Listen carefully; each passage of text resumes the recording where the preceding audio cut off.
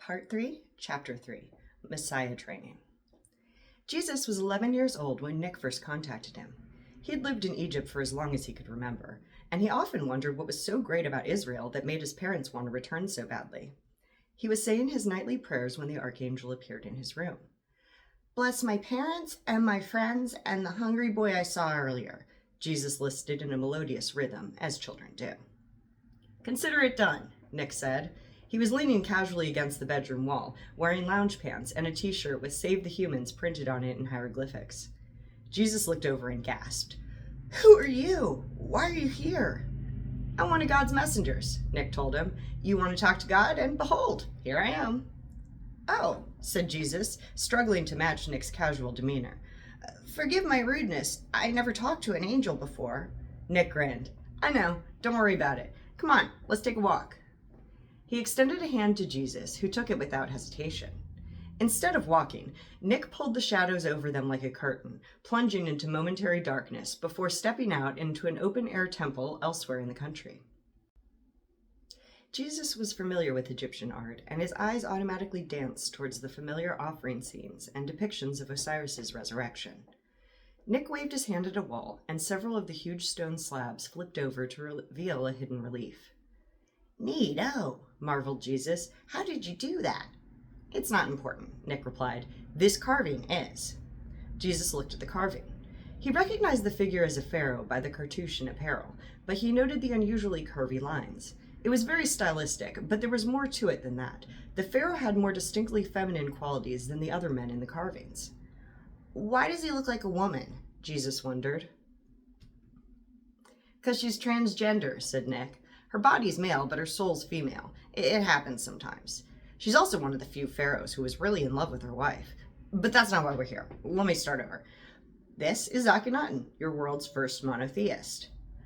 "I thought Adam and..." Jesus replied. Nick had surmised the rest through context. "They had help.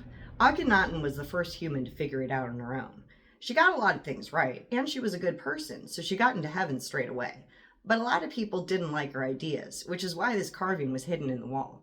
They wanted to erase her from history, but didn't want to waste building materials." "My point is, you can't control people's reactions to the things you say," Nick continued. "Even if you're right, some people will never accept it if it conflicts with their own interests. Some won't accept it if it conflicts with their misplaced beliefs, and some will always go with the majority.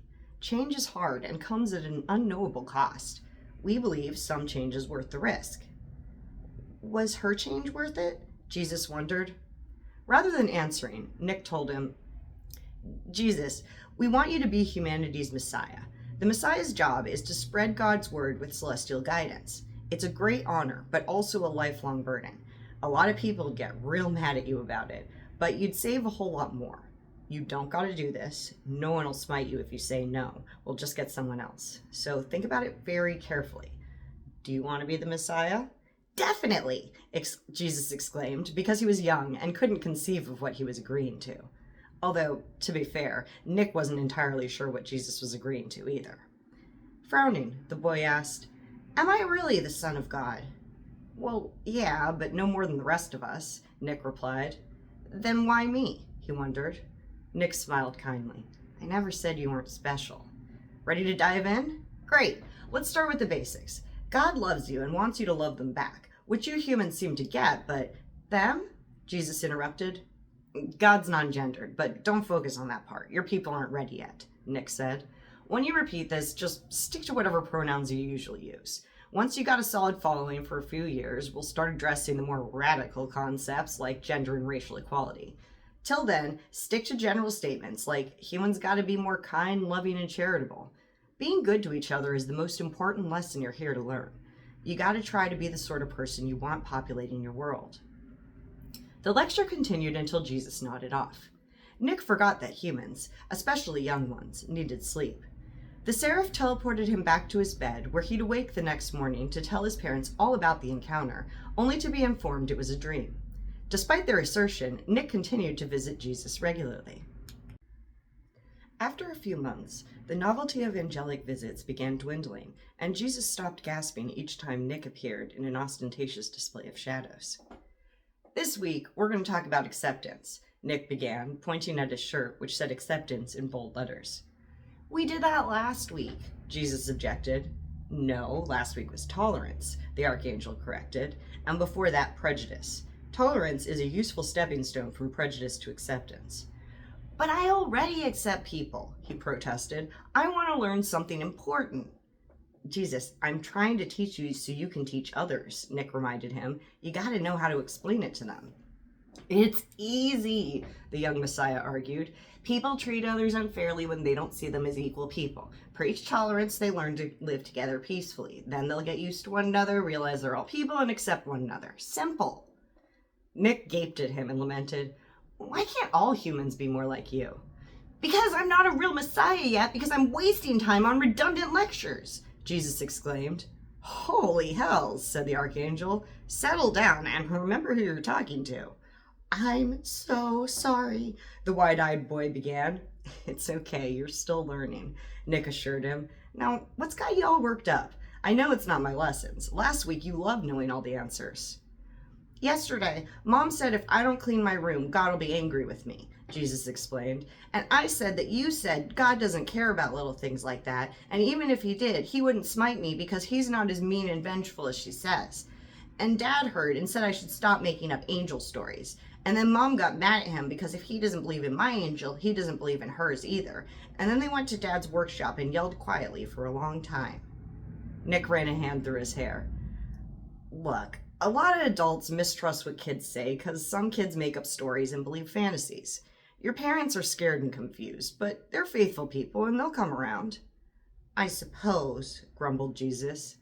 Which is why, Nick continued, no matter how fast you get through these lessons, you're not going public as the Messiah until you're old enough to be taken seriously. Why start now if I'm too young? He asked. Lots of reasons, Nick said. We got a lot of material to cover. We can't risk you trashing your reputation before knowing your destiny, and kids are a lot more open to new ideas. Oh, Jesus replied. Nick, I still don't get why we're spending so much time on acceptance. The archangel considered his response carefully, not wanting to overshare. He tried to focus on what he'd learned from following Samson, and not think about the miserable parts, the constant barrage of guilt for having inadvertently caused all the wickedness he witnessed, and the regular security check-ins reminding him that his closest friend was now his greatest enemy. A couple of millennia ago, I worked closely with a human, Nick explained. Not like with you, he couldn't see me or anything. Like a guardian angel? Jesus asked. Sorta, the devil answered evasively, trying not to think about his willing role in Samson's capture and demise. I watched humans for 2 decades and realized a lot of your problems are because you act like some people aren't people. You're right, the concept's stupidly simple, but some people don't get it, so you gotta make them understand. You can count on me, Jesus declared. A few lessons later, Nick wore a t-shirt covered in question marks and asked, You got any questions for me? Why does God work in mysterious ways? Jesus blurted out instantly. Good question, Nick replied, reeling a little from the boy's eagerness. They're usually not going out of their way to be mysterious. They're just live at a higher level. The rest of us experience time linearly, so it's hard to see the big picture. The truth is, humanity is a blip in history. 1,000,000 years, blink of an eye. Everything looks huge while it's happening, but it's usually tiny in the grand scheme. Sometimes something looks cruel, but it's really a small price to pay for the good it'll do. If we experience time linearly, it means in a straight line, then how does God experience time? Jesus inquired. Time and space are actually the same construct viewed from different perspectives, Nick explained. We only see time in one direction, but God sees time like we see space. Jesus stared at him blankly. Up until this point, the boy arrived at each lesson with an alarming amount of pre-existing knowledge. He'd read the Torah many times. It was the only reading material in his house, so he knew quite a bit about his religion. He was fascinated by the subject and frequently encouraged others to explain their religions to him. At first, Nick was caught unawares by Jesus' aptitude, but he'd since come to rely on it. This was the first time they'd strayed from the holy religious, and he wasn't quite sure how far the boy's knowledge reached. Nick tried again. Okay, you see day and night as different times, right? But actually, they're relative to time and space, because it's always day somewhere on Earth and night somewhere else. You can't move very fast, so there's no reason to think about spatial aspects of day and night. But if you're on a planet that doesn't rotate, day and night are just places to you. You gotta travel somewhere else to go between day and night. Staying in one place long enough won't do it.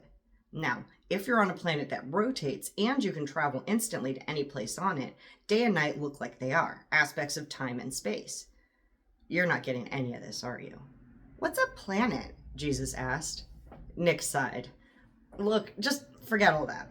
A lot of your big questions will be easier to answer in heaven where we can demonstrate. For now, just think of it like God can see all of time at once, so they know how everything's going to play out.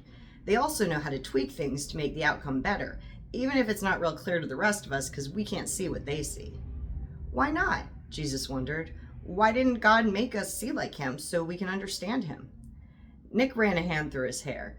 I never really thought about it. Anything else, preferably not about God's abilities or motivations?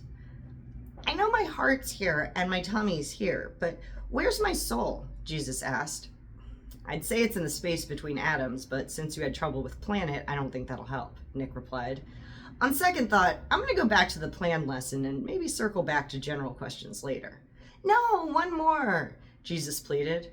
Okay, Nick conceded, grinning in spite of himself. What's the meaning of life? He wanted to know. The purpose of your life is to be the Messiah. Hopefully you find meaning in it too. I mean in general, Jesus clarified. The meaning of a human life? Good question, Nick replied. That's in the lesson plan for next week, but we can skip ahead. The purpose of a human life is to learn how to be good enough to join celestial society in the afterlife. The meaning of life, the stuff that gives you life satisfaction and fulfillment, is different for everyone. Then what? What do you mean? What's the purpose of life after I'm in heaven? Asked Jesus. Nick's heart melted a little. Most people don't think about purpose and meaning in the afterlife until they're in it. You really are the perfect choice for this. In heaven, you can choose or find your own purpose, and there are endless opportunities for meaning. What's the meaning of your life? Love, Nick answered unthinkingly, then grimaced upon hearing himself say it. Jesus applauded. That's a great one. Can you teach me to make that one of my meanings too? A series of honest responses flashed through Nick's mind. He thought about telling him it wasn't something that could be taught. He considered saying that love isn't always all it's cracked up to be. He pondered admitting that messiahs are celebrities in heaven, so Jesus may have a little less freedom than he'd implied. But then he looked into Jesus' eager and innocent eyes and decided, I'll try.